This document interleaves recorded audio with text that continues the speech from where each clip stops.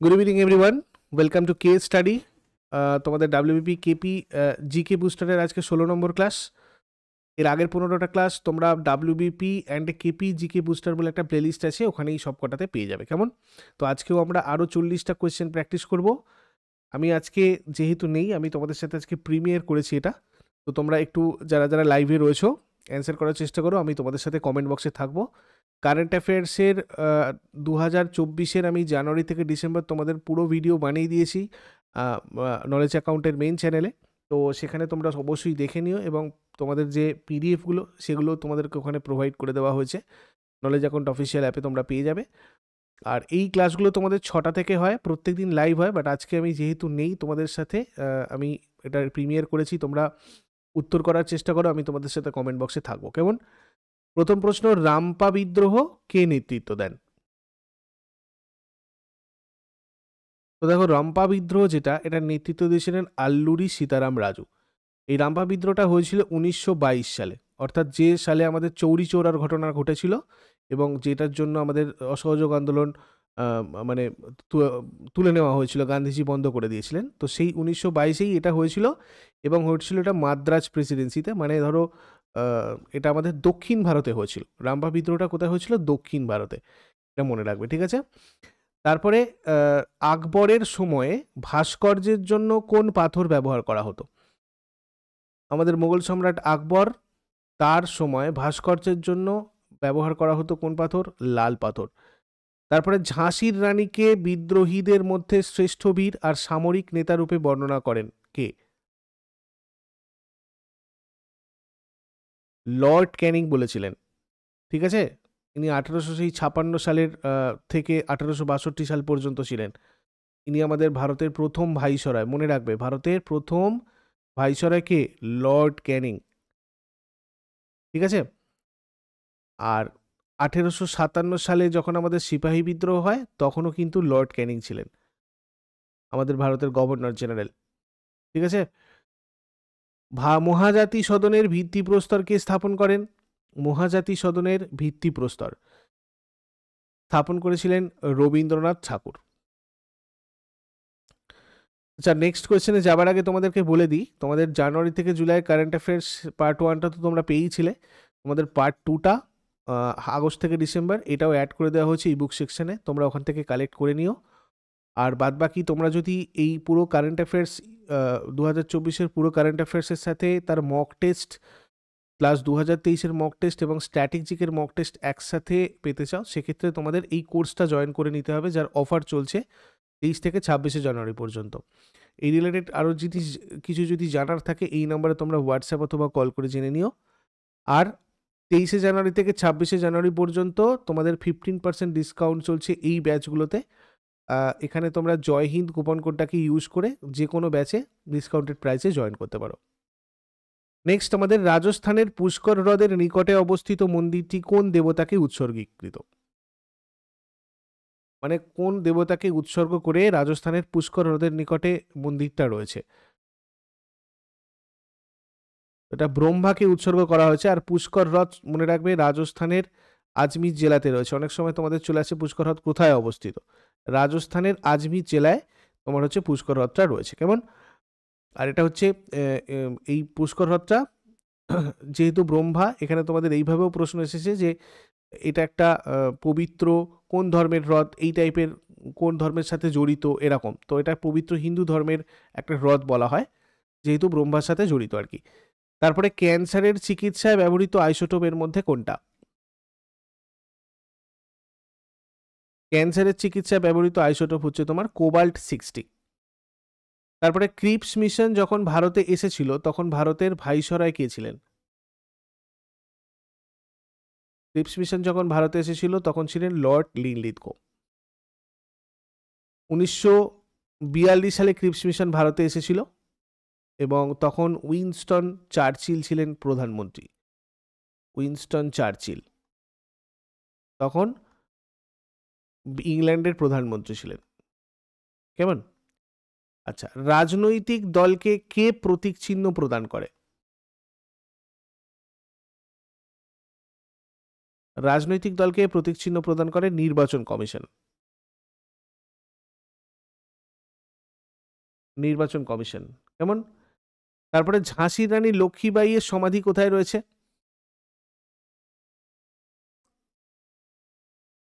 গোয়ালিয়রে রয়েছে। দেখো গোয়ালিয়রের এটা ফুলবাগ নামে একটা জায়গা রয়েছে, সেখানে রয়েছে। কেমন? ফুলবাগ। আর তিনি 1857 সালে আমরা জানি ঝাঁসি থেকে লড়াই করেছিলেন, মানে সিপাহী বিদ্রোহের। মণিকর্ণিকা তার ছোটবেলাকার নাম ছিল, মণিকর্ণিকা। সবাই তাকে মনু বলে ডাকতেন। ঠিক আছে? তার মায়ের নাম ছিল ভাগীরথী বাই, এবং বাবার নাম ছিল, মা ছিল ভাগীরথী বাই আর পিতা ছিলেন মরপন তাম্বে। ঠিক আছে? তারপর কে ভারতীয় গণপরিষদকে আইনজীবীদের স্বর্গরাজ্য বলে অভিহিত করেছেন? ভারতীয় গণপরিষদকে আইনজীবীদের স্বর্গরাজ্য বলে অভিহিত করেছেন কে?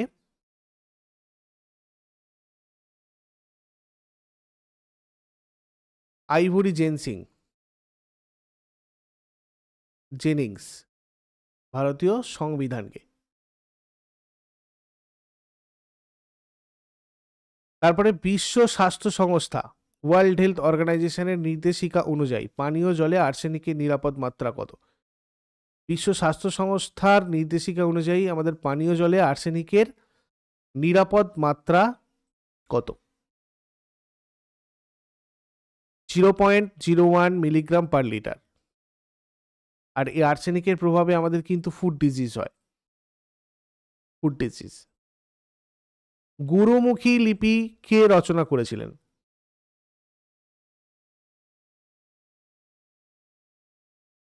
গুরু অঙ্গদ রচনা করেছিলেন গুরুমুখী লিপি। সুপ্রিম কোর্ট কোন ধারার অধীনে লেখ জারি করতে পারে?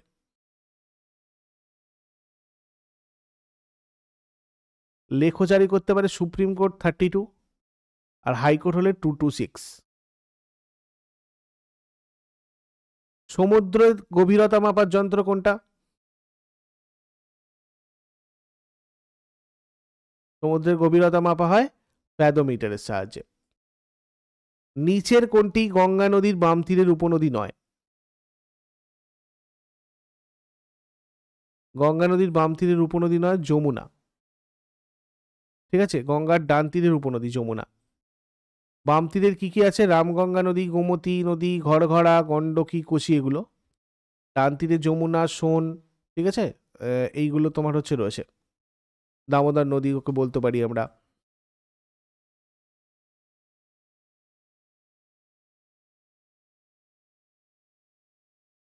তারপরে নিচের কোনটি পরিমাপের এককের সিজিএস পদ্ধতির সংজ্ঞা?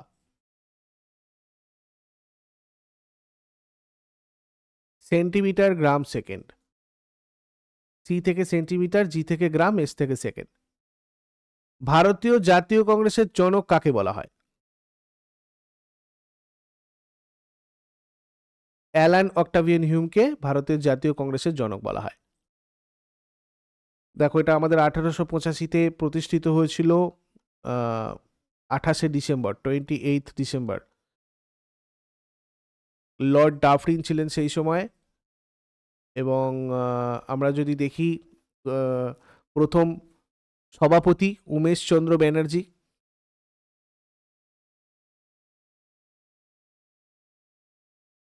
আর বোম্বের গোকুলদাস তেজপাল সংস্কৃত কলেজে কিন্তু প্রথম অধিবেশনটা বসেছিল। বিধবা বিবাহের সপক্ষে আন্দোলন গড়ে তুলেছিলেন কে?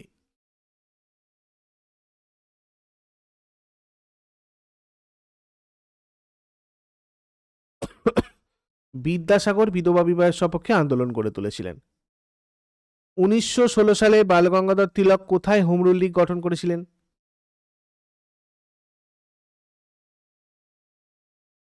পুনেতে। 1916-তে বালগঙ্গাধর তিলক পুনেতে হোম রুল লীগটা গঠন করেছিল, 1916-তে। ঠিক আছে? পরবর্তীতে মহাত্মা গান্ধী একবার সভাপতি নির্বাচিত হয়েছিলেন 1920 সালে হোম রুল লীগের। তারপরে কেম্পেগৌড়া আন্তর্জাতিক বিমানবন্দর কোথায় অবস্থিত?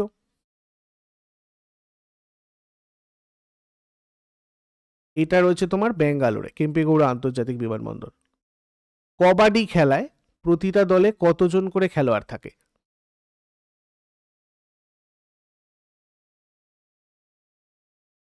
7 জন করে খেলোয়াড় থাকে কবাডি খেলায়। একটা জিনিস আমি তোমাদের বলে রাখি, 2025-এ যে আমাদের কবাডি ওয়ার্ল্ড কাপ, কবাডি বিশ্বকাপ, এটা কিন্তু আমাদের ভারতে হবে। এটা কিন্তু তোমাদের ডাব্লিউবিপির জন্য খুব ইম্পর্টেন্ট, নোট করে রাখবে ভালো করে। প্রোটিনকে পেপটোনে পরিণত করে কোনটা? প্রোটিনকে পেপটোনে পরিণত করে পেপসিন। তারপরে এস বালাচন্দ্র কোন বাদ্যযন্ত্রের সাথে জড়িত? বীণার সাথে জড়িত এস বালাচন্দ্র।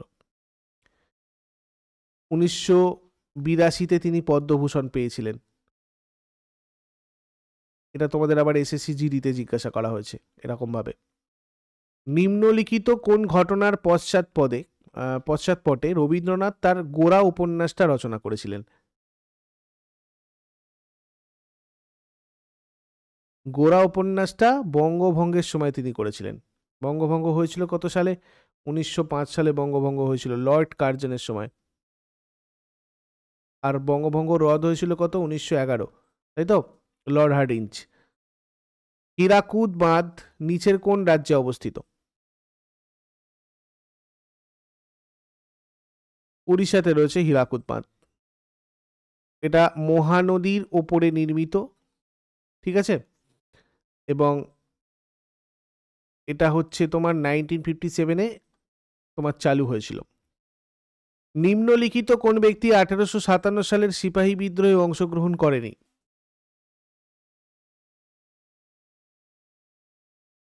1857 সালের সিপাহী বিদ্রোহে অংশগ্রহণ করেনি টিপু সুলতান।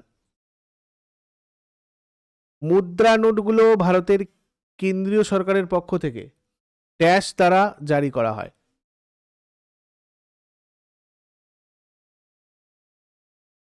ভারতীয় রিজার্ভ ব্যাংক, আমাদের রিজার্ভ ব্যাংক অফ ইন্ডিয়া জারি করে, তাই তো। সঞ্জয় মালহোত্রা বর্তমানে রয়েছেন রিজার্ভ ব্যাংকের 26তম গভর্নর, 26th গভর্নর। এর হেডকোয়ার্টার মুম্বাইয়ে আছে রিজার্ভ ব্যাংকের। 1935-এ প্রতিষ্ঠিত হয়েছিল। 1934-এর অ্যাক্ট অনুযায়ী 1935-এ প্রতিষ্ঠিত হয় আমাদের রিজার্ভ ব্যাংক অফ ইন্ডিয়া। তারপরে নিচের কোন যন্ত্রটি রাসায়নিক শক্তিকে বৈদ্যুতিক শক্তিতে রূপান্তরিত করে? ব্যাটারি। নিম্নলিখিত কোন পদার্থটি জলের সাথে মেশালে তাপ উৎপন্ন করবে?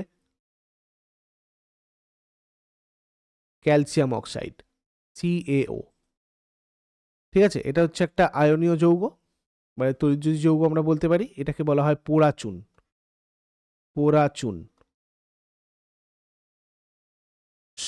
তড়িৎ ক্ষমতার এসআই একক কি? তড়িৎ ক্ষমতার এসআই একক হচ্ছে ওয়াট। ভারতীয় সংসদের নিম্নকক্ষকে, অর্থাৎ এর মধ্যে নিম্নকক্ষ কোনটা?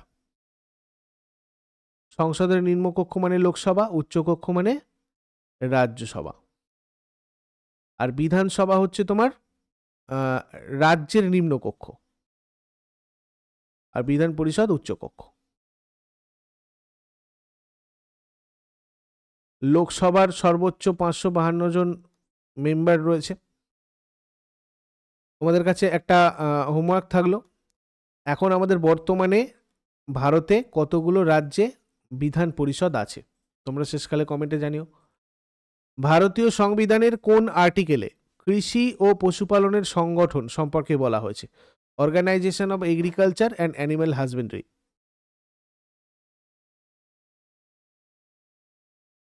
আর্টিকেল 48-এ বলা হয়েছে। কোন অ্যাসিডকে মিউরিয়েটিক অ্যাসিড বলে? মিউরিয়েটিক অ্যাসিড বলে HCl কে।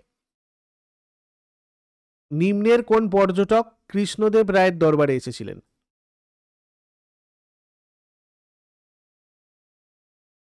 Domingo page. ডমিঙ্গো পেজ ছিলেন একজন পর্তুগিজ পর্যটক যিনি কৃষ্ণদেব রায়ের রাজত্বকালে বিজয়নগর সাম্রাজ্য পরিদর্শন করেছিলেন। তারপরে আলেকজান্ডার ফ্লেমিং ড্যাশ আবিষ্কার করার জন্য বিখ্যাত।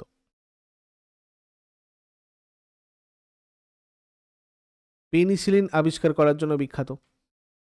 নিম্নের কোন বৃক্ষ ক্রান্তীয় পর্ণমোচী অরণ্যের বৃক্ষ নয়? এগুলোর মধ্যে এর মধ্যে দেখো শাল, সেগুন, মুহা এগুলো সবকটা ক্রান্তীয় পর্ণমোচী অরণ্যের বৃক্ষ, শুধুমাত্র রাবারটা নয়। ক্রান্তীয় পর্ণমোচী বলতে দেখবে বর্ষাকালে এরা পত্র মোচন করে, ঠিক আছে। 100 থেকে 200 সেন্টিমিটার মোটামুটি বৃষ্টিপাত দরকার হয় ক্রান্তীয় পর্ণমোচীদের জন্য। তারপরে পশ্চিমবঙ্গের পূর্ব সীমান্তে অবস্থিত কোনগুলো? এখানে দেখো ছবিটা দেখলেই তোমরা এখানে যদিও বুঝতে পারবে, ছবিটা দেখেই বলো পশ্চিমবঙ্গের পূর্ব সীমান্তে অবস্থিত কোনগুলো। এটা আমাদের ওয়েস্ট বেঙ্গল, এর পূর্ব সীমান্তে কি আছে দেখো, এখানে অসম বাংলাদেশ বলেছে, হবে না। বিহার ঝাড়খণ্ড হবে না। সিকিম ভুটানটা হবে, কেননা উড়িষ্যা ঝাড়খণ্ড এইদিকে আছে। তো আমাদের এখানে আচ্ছা পূর্ব সীমান্তে বলেছে, সরি আমি ভাবছি এখানে উত্তর সীমান্ত বললে সিকিম ভুটান বলতাম, পূর্ব সীমান্ত বলতে আমাদের অসম আর বাংলাদেশ এই দিকটাই। এই যে এখানে অসম রয়েছে, এখানে বাংলাদেশ আছে, সুতরাং এখানে আমাদের পূর্ব সীমান্ত হয়ে যাবে অসম বাংলাদেশ। আর পশ্চিম সীমান্তে বললে বিহার ঝাড়খণ্ড বলতাম, এখানে সিকিম ভুটান আমাদের উত্তরের দিকে রয়েছে। আচ্ছা, ন্যাবার্ড প্রতিষ্ঠানটির সাথে জড়িত এর মধ্যে কোনটা? ন্যাবার্ডের full form national bank for agriculture and rural development. গ্রামের উন্নয়নের সাথে জড়িত। নিম্নের কোন দেশের সংবিধান থেকে প্রস্তাবনার ভাষা গৃহীত হয়েছে?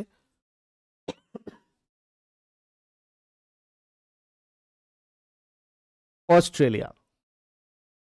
রাওতওয়ারি ব্যবস্থা চালু হওয়ার সময় গভর্নর জেনারেল কে ছিলেন? Lord Hastings. এগুলো ছিল আজকের জন্য। তোমাদের 23 থেকে 26 জানুয়ারি পর্যন্ত যে অফারটা রয়েছে সেটা সম্পর্কে আবারও একবার মনে করিয়ে দিই। পরিবর্তন ব্যাচটা তোমরা কিন্তু WBPKPর জন্য জয়েন করতে পারবে অনলি 83 26 জানুয়ারির মধ্যে। এই কুপন কোডটা প্রত্যেকটা ব্যাচের ক্ষেত্রেই তোমরা ইউজ করলে এই 15% ডিসকাউন্টগুলো পাবে। এই রিলেটেড আরও কোনো জিজ্ঞাসা থাকলে এই নাম্বারে তোমরা হোয়াটসঅ্যাপ অথবা কল করে জিজ্ঞাসা করতে পারো, কেমন? চলো, thank you so much, take care. Next class 7টার সময় নলেজ অ্যাকাউন্টে, সেখানে সবার সাথে আবার কথা হচ্ছে।